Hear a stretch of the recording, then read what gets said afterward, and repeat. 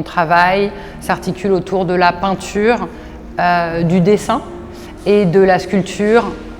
Toutes ces choses se connectent entre elles par un travail d'ornementation.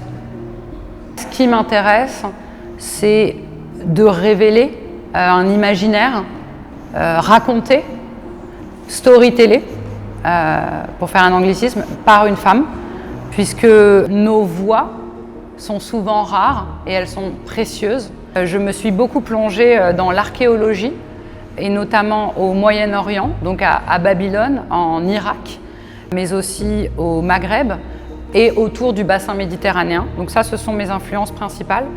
J'ai aussi cherché vraiment des zones de connexion entre le Maroc et le Sénégal, puisque finalement, il y a une séparation qui est relative. Évidemment, ce ne sont pas les mêmes pays, ce ne sont pas les mêmes cultures, mais il y a une connexion qui se fait autour du Sahara et de l'océan Atlantique, donc par la mer et par le sable.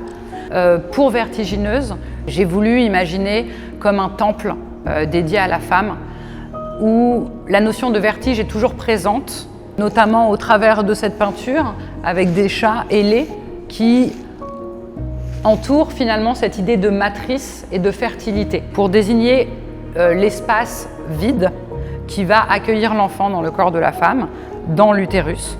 Et ce n'était pas une façon pour moi de parler forcément de maternité, mais plutôt du potentiel que la femme a dans son corps et porte. La femme porte la vie, qu'elle décide ou non d'être mère, elle a cet espace qui est l'espace du potentiel.